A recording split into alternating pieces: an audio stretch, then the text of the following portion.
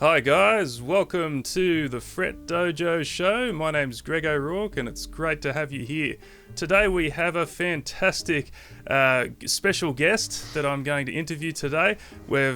He's all the way from the UK. It's the fabulous Ant Law. It's great to have him on the show, and I'm just going to change my camera so everyone can see you, Ant. Let's have a look. Ant, here you are. Hey guys. It's great to have you here, man. And Ant and I connected actually with one of my students in the FretDojo Academy. And so a special shout out to Mike Bryant out there if you're listening. And I thought I'd just introduce you guys to the accolades that Ant's achieved over his career in jazz and jazz guitar. So Ant's been hailed as an innovator and a game changer by the Guardian newspaper. Based in the UK, Ant lives in London, where he leads the Ant Law Quintet. In 2013, their debut album Entanglement was released to great acclaim, followed by Zero Sum World with Whirlwind Recordings and Life I Know with Edition Records, and that was in 2018, receiving 5-star reviews and airplay across the UK, Europe and Australia. Ant plays in Tim Garland's band with Jason Rebello and Asaf Sirkis, and is featured on various albums, including one which was shortlisted for a Grammy and won the Jazzwise Best Album award. He's worked with other notables Cory Henry, Thomas Gould, and is featured from time to time in Total Guitar, Guitar Techniques, and Guitarist magazines. In the latter, he recently made a list of 10 Astounding Virtuosos, a pretty cool accolade, and Ant's 4th album was just released this year on July 24th called The Sleeper Wakes, and there's actually going to be a special preview from that album that I'm going to share with you guys a bit later. But anyway, Ant, it's fantastic to have you here, and thanks for coming on the show today, man. Matt, my pleasure. It's always good to hang out. Yeah, for sure. And we just did a wonderful little workshop for my Academy members on the diminished scale. So that was a lot of fun the other day. But I kind of want to. I'm really interested in a few things that I wanted to talk to you about, Ant, because you've had quite an interesting start in jazz. Do you want to tell us about kind of your journey with music and how you got to where you got to, man? Sure. My parents always listened to probably the normal stuff that people of their generation were listening to. I guess British people in particular, maybe like the Stones, the Beatles and stuff like that. So we were always checking out kind of rock and blues and that type of thing. And, eventually I discovered Stevie Ray Vaughan and people like that, got more into the instrumental thing. The guitar solos were always my favorite part of the songs, in the instrumental. So eventually I sort of discovered Joe Satriani, Steve Vai. And then in my late teens, I think I was listening to sort of modal jazz. Cool. There was like a couple of Coltrane tunes, like My Favorite Things, where the chords aren't changing as much as like Autumn Leaves, for example. Sure. So when I listened to a lot of jazz, I found it really disorienting and chaotic, which is, I think, how it sounds to a lot of people, But it was kind of the modal stuff, the more harmonically static stuff, or the more blues-oriented stuff that made me able to sort of kind of leap across, if you like, from the kind of rock guitar. So sure. So that was that, and I've been kind of addicted ever since. Okay, And so in terms of jazz guitarists, who's really inspired you, along the way, specifically in jazz guitar, or do you get more inspired by musicians kind of outside of guitar, like other instruments? Yeah, I mean, I guess I'm 36 now, and so I've listened to a lot of music, and It never stays the same. I think part of the journey is staying excited by listening to new people. So one person who's consistently excited me over the last sort of decade is Ben Monder. Who's kind of, he's kind of known more now after playing on the David Bowie album, I think. But, someone who I actually don't check out quite as much now as I used to is Pat Metheny. I think I had the first Circle Live album. Right. And again, that was so melodic and warm and kind of accessible to me. I also had a Joe Pass CD quite early on, but it took me a while to get into it. But Oh, I do okay. remember really enjoying. There's a version of him playing "Rockin' in Rhythm," Oh, yeah, yeah. Yep, yep. which is a really nice kind of blues kind of head, and I think that was on an album maybe with Jitterbug Waltz and stuff like that. So definitely Joe Pass and kind of Metheny, and then eventually Pat Martino live at Yoshi's. That's one I kind of come back to. Yeah. You know, That's awesome. but Pat, being Pat a kind of Martino's, rock, it's interesting with Pat Martino because I find, he's someone that I could listen to all day, but I don't feel inspired to necessarily play like that. It's kind of interesting, you know. But I love his approach to music and his kind of the way he's kind of broken it all down and the sound he gets. You know, it's amazing. Yeah, absolutely. His sort of tone and the way he plays definitely has this kind of thunderous forward motion, you know. And I mean, definitely that. If anyone's not familiar with Pat Martino, that is, I strongly recommend the Live at Yoshi's album. There's a great version of All Blues on there, and Pat is really, really soulful on that one. Yeah, it's a real classic, man.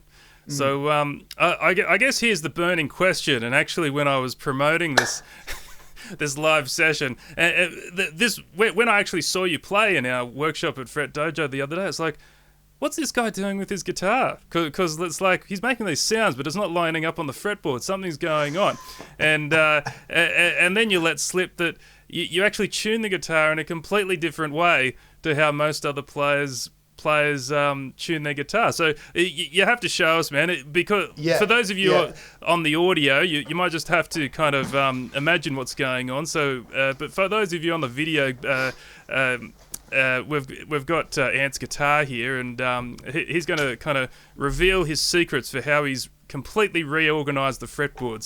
So I'm all ears, man. What have you done to your guitar? Yeah. Well, the secret is one semitone, and people probably might even be able to work out what it is.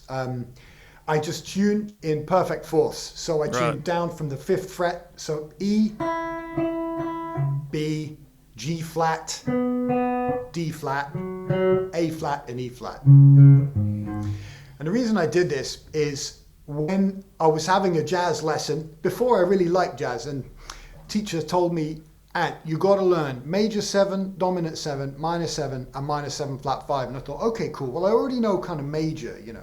I know major 7, and I thought, it's a bit of a pain that I got to do major 7 like that, D major 7, but here, D major 7's like that, and here it's like that. There's 3 shapes. Okay, it's a bit of a pain.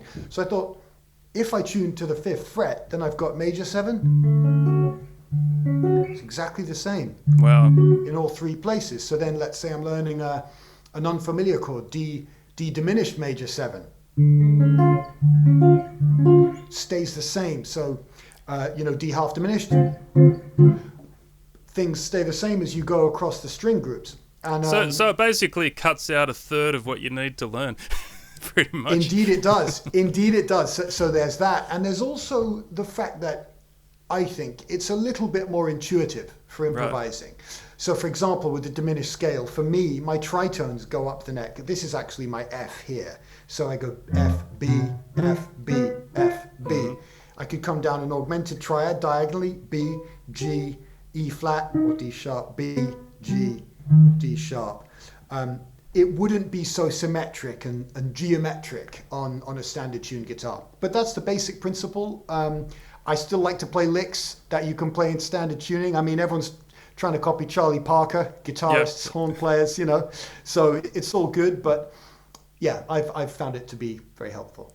Okay, so I guess that's my next question when it comes, because, you know, I would imagine it really shapes the kind of music you play. You know, like it's kind of it's a very efficient way to get an original sound, I guess, when everything's laid out differently to how everyone else is doing it. So what's the kind of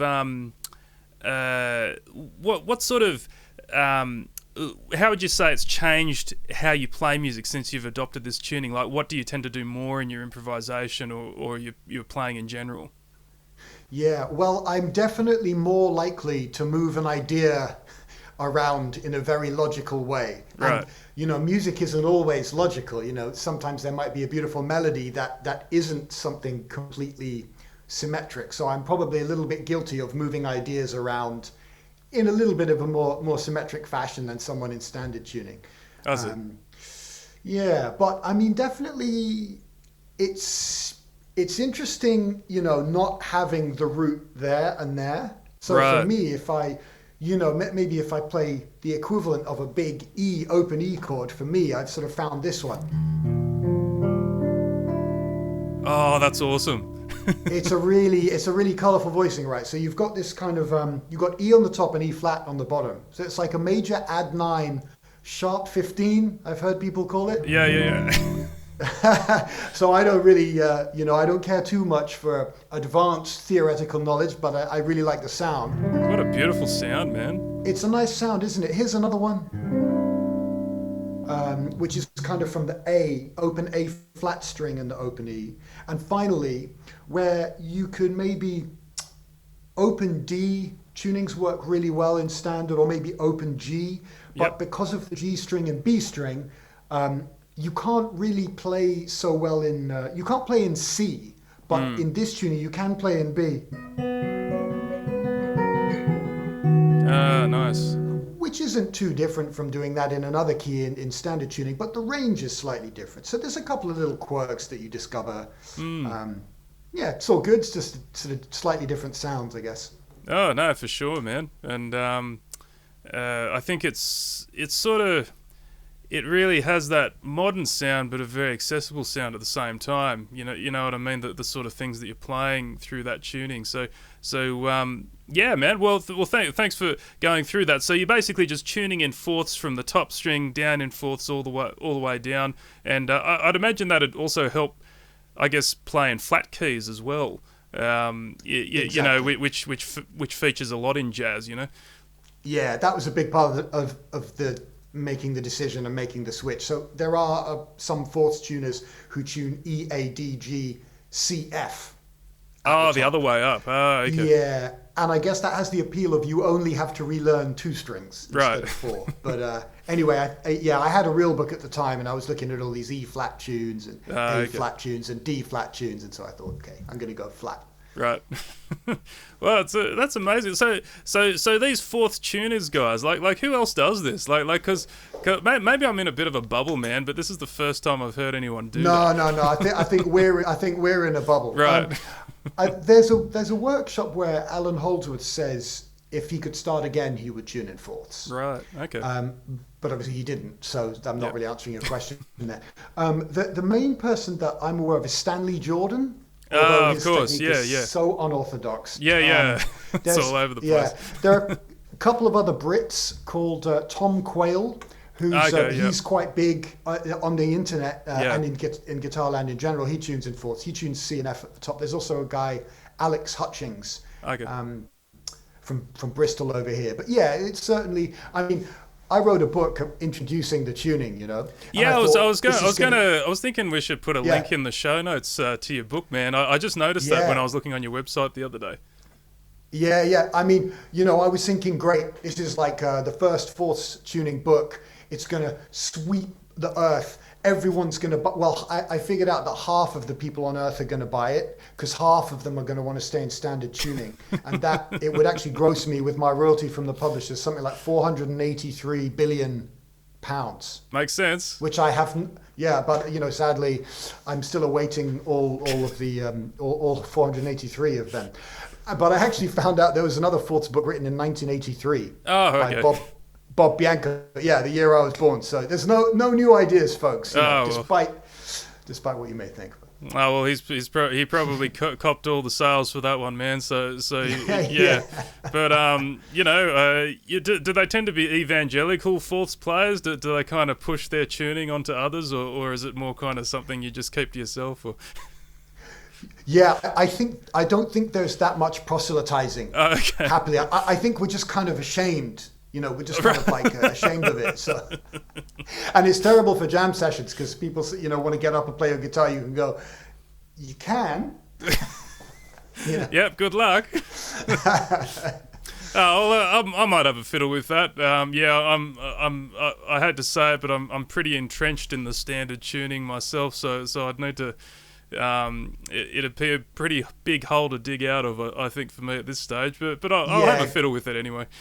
Yeah, Greg, for anyone who has this sort of neck, who's relatively comfortable, you know where the notes are, I don't think it's as helpful. If you're sort of starting out, you can cut out a lot of the extra work, you know. But if it's already done, then it doesn't really make that much difference. Oh, well, I think it's sort of the thing, though, when you were playing those chords before, I could really see myself, like, sort of writing a composition even or something like that sort of used that tuning. Because, you know, I've used a few alternate tunings before, but never one quite like that's that different. So yeah, something to experiment with for all you guys out there on the call. Make sure that for those of you that are tuning in live, you're welcome to ask questions in the chat. I'll look at that before the show's over. So anyway, Ant, we might have a little interlude now because I want to listen to some of your music. So as I mentioned at the start of the call, Ant has recorded a brand new album called The Sleeper Wakes. And he's actually provided a video of one of the tracks that I'm going to slip in now. It'll be an audio if you're listening to the podcast, of course. So do you want to tell us a bit about the track we're going to listen to now? Yeah, sure. This is hopefully a bright, kind of joyous, summery piece that I call Harvest. And it's got an amazing soprano saxophone solo by someone who's become a good friend of mine in recent years, Tim Garland, amazing composer and player. And yeah, it's my quintet. It's I hope you like it, really. That's all. Okay, well, here we go. Presenting the Ant Law Quintet. What was the name of the track again? Sorry? Harvest. Okay. The Ant Law Quintet playing Harvest. Let's have a listen.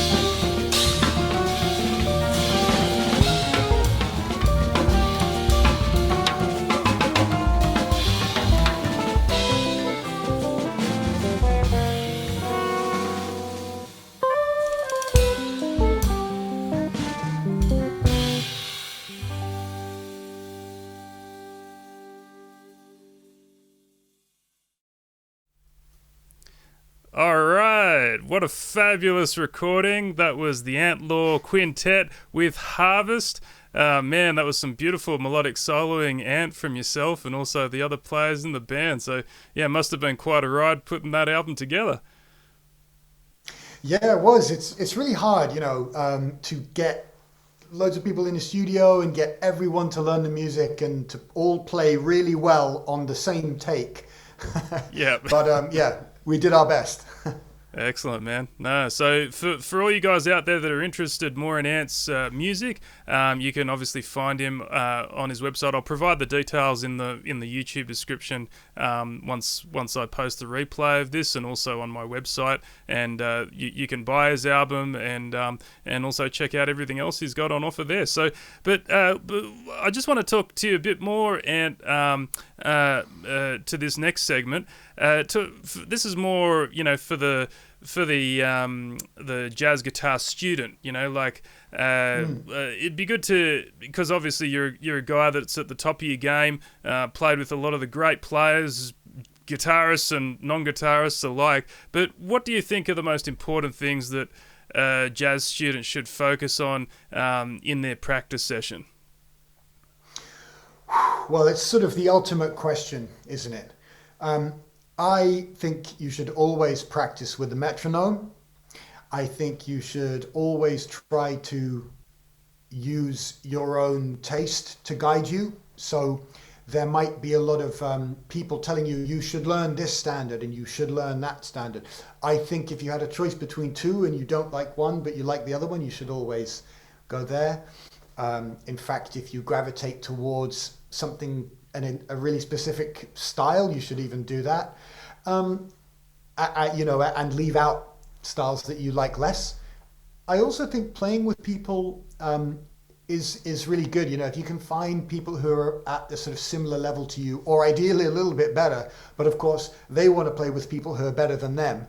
I think personally we all have things that we're better at, so it shouldn't be too hard to find someone to play with. But where you can kind of show each other stuff. You can be like, oh, check this cool 251 that I found. I remember doing that a lot with some friends as I was just learning. Learning the tune Inner Urge, for example, a wicked Joe Henderson kind of fusion tune. I mean, it's kind of fusion, but it's way ahead of its time. There's this bit at the end where the chords go E major 7, C sharp major 7, D major 7, B major 7, C major 7, A major 7. And there's sort of this really mathematical kind of stepwise motion in the chords. And I said to my friend, how can you play that? Or I can only follow the chords around on the neck like that. And he said, well, no, it's actually possible to play all of the scales without moving your hand. Right. That might sound really obvious to some people, but at that time I was like, oh yeah, you can. So maybe I should practice that, just not move my hand at all in the neck, So anyway, that's one of countless valuable lessons I learned from playing with people. But listen as well. Listen to music. Listen to the jazz guitarists that you like and copy them, if you're not listening to it, why are you learning it, really, Exactly.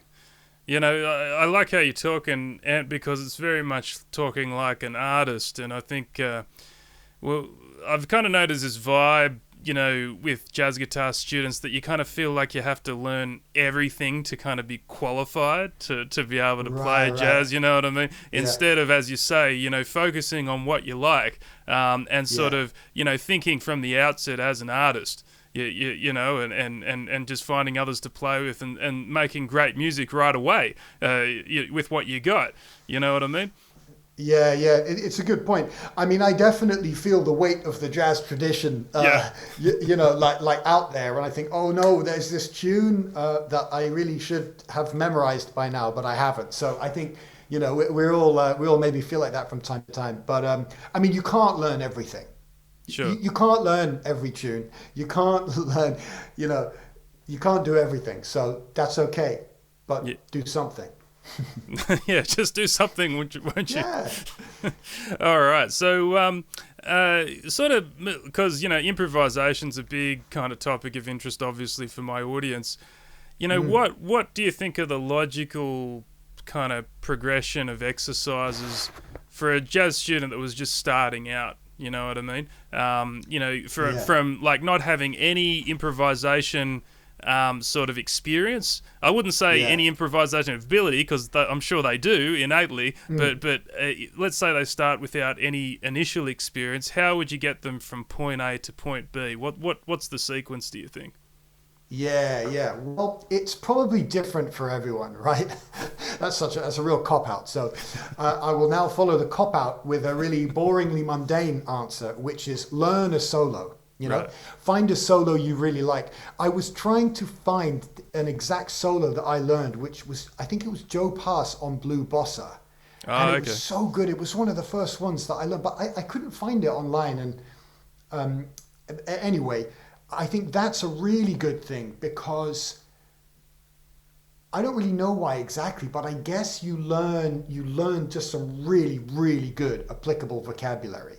It instills some of the things like chord tones landing on strong beats, which if you just sort of go and try and practice that deliberately, it's almost so overwhelmingly complicated to start off with, to visualize all the chord tones on the neck and play them on beat 1 and 3 or whatever. But if you learn a solo, that information is contained within it, as well as nice jazz phrases and things like that. So I would say find a solo that you can play easily and that you enjoy playing, and do that. Do a couple. Do one on like a major kind of tune, one on a minor tune.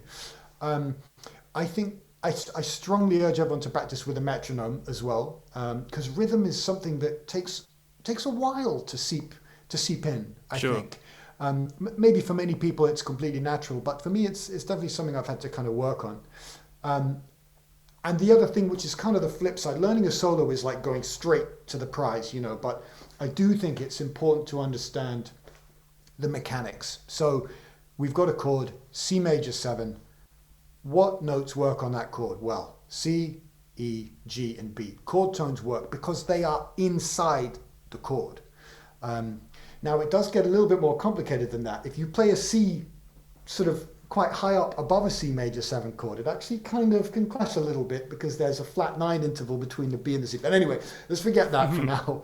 And I think that kind of learning arpeggios, and I mean, if Mike Bryant's watching, I'm going to sound like a broken record to him, because I've talked to him and all people who I've ever taught about this. If you can string arpeggios together, if you do it with good rhythm, it can sound great. Exactly. Try it. I mean, honestly, try it. Prove me wrong. Play arpeggios strung together and see if you can get it to sound bad. You can't, because every note is right. It might not sound like the most wonderfully inventive storytelling, kind of solo, but all the notes are going to be right. And that's a pretty good start. Yeah, it gives you your meat and potatoes, doesn't it? It's just it'll work. Yeah, and it's kind of like the basis, which you can kind of overlay kind of perhaps more complex things, but a lot of what you hear in the bebop language is arpeggio based. It's funny that everyone talks about scales all the time, modal scales and all this sort of stuff, but they really should be making the arpeggios more of a priority, I think. Yeah, you're right. It's too tempting. Sort of guitar players, we can sort of whittle. We can kind of whittle around scales, and it's kind of fun to play lots of notes. So I think that's a symptom of that, I guess. Yeah.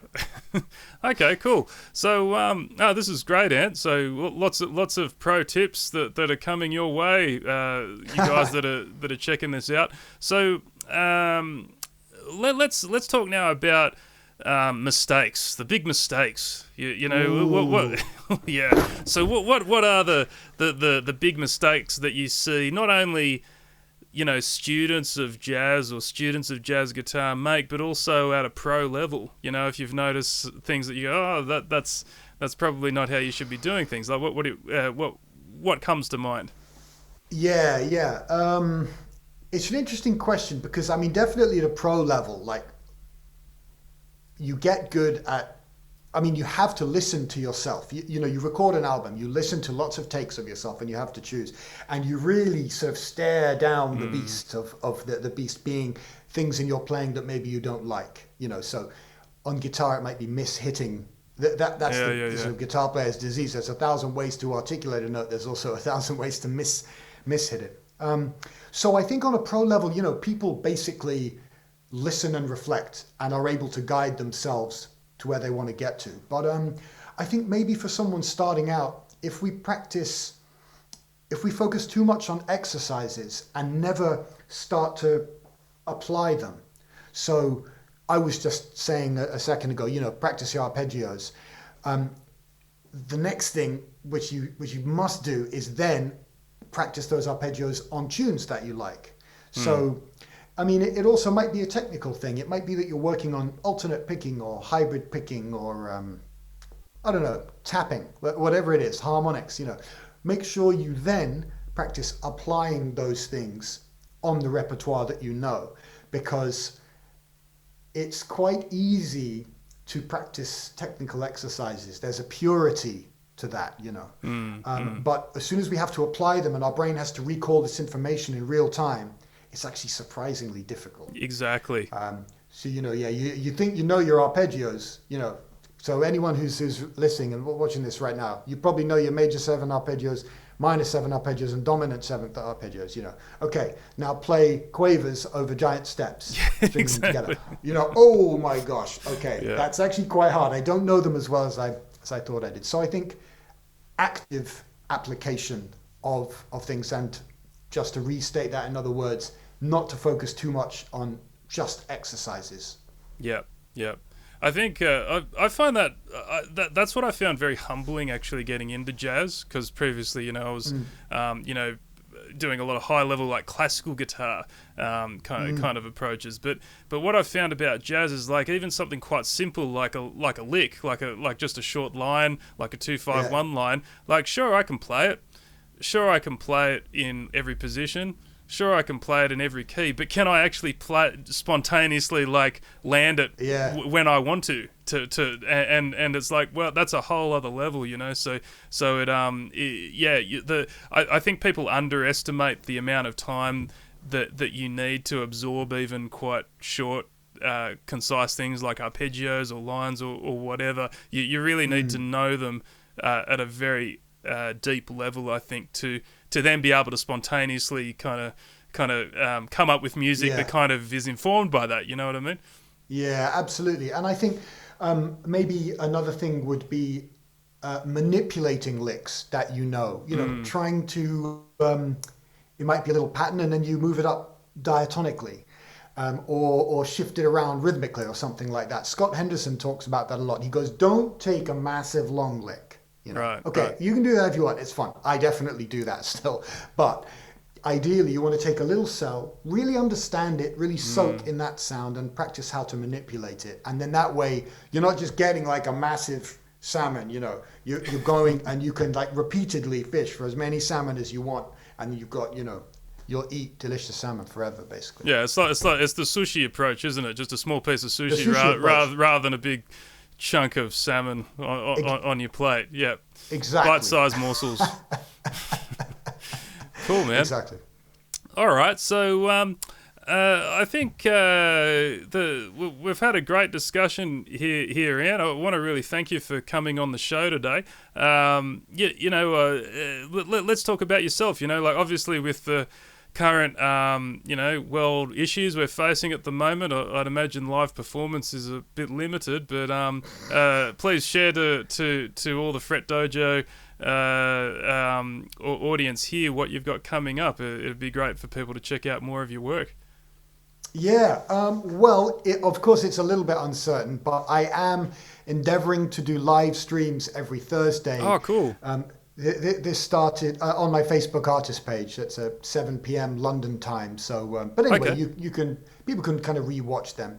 I'm going to continue this as long as I can. It's helped give me a sort of task and some kind of shape to the week. And it started where I thought, okay, I've got no gigs. There are no gigs now happening, which was all I really did before. It was how I sort of I did kind of every day, And I thought, what I want to do. There's a couple of people I want to play with who also don't have any gigs, who are sat at home, and some of them have got studios and things like that. So I wrote to them and we started to record a couple of, of my tunes or standards. Oh, cool. Yeah, and so I'm doing, every Thursday we usually play one of those tunes that we've pre-recorded and then have a little chat. But yeah, I mean, probably most things that I'm doing will be in the sort of online medium for the time being. But yeah, I mean, certainly people can interact on all the usual platforms if people want to kind of hang out or take a lesson, just get in touch. I try to post short things on Instagram and longer things on YouTube and more interactive things on Facebook, But you'll find me in all the normal places, and I'm trying to think up some interesting stuff for you, so. Oh, for sure, man. And Ant's not only an incredible performer, but a wonderful teacher. You sort of got a bit of a taste of that in today's interview. But, as I mentioned at the start of the call, we just recorded a really fantastic workshop on diminished scale approaches that you can find in the FretDojo Academy membership. So really good stuff for dominant chords in particular. Very versatile kind of approaches. So yeah, Ant's a real master of that stuff. So check that out if you can. Visit my site for info about how to sign up to that. But anyway, I think this has been a fantastic interview, Ant. It's very been wonderful to have you on the call today, and I think it's going to help a lot of people. So I think that's what's kind of cool about the online stuff. It's although it's we can't hang out in person. You really have an opportunity to reach a lot of people. And you got a huge amount to offer there, Ant. So it's great to hear you getting the word out there. Oh man, my pleasure. Okay, well, why don't we finish with a favourite quote that you like? I always like asking this of my guests. Have you got something to share with us today? I have indeed. This is one of my favourites, has been for a number of years, because it will always apply from here until infinity. It's an H.G. Wells quote, and it goes, "When the mind grapples with a great and intricate problem, it makes its advances step by step with little realization of the gains it has made, until suddenly, with an effect of abrupt illumination, it realizes its victory." Man, that's awesome. It's deep, right? It basically means carry on practicing, don't freak out. Yeah, your brain will figure it out in the end. Yeah, exactly. Yeah. All right, Ant. Well, it's been wonderful having you here today. Thanks so much. Make sure that you search Ant Law on Google to find Ant's website, and I'll also provide links to all his social channels and everything else he's got going on in the show notes for this episode. So make sure you send that over to me, Ant. And I hope you guys enjoyed the show today, and I look forward to seeing you in another episode of Fret Dojo. Thanks very much, Ant Law. Nice one, Greg. See you soon. Thanks for listening. For lessons, resources, and free stuff to take your guitar playing to the next level, visit www.FretDojo.com.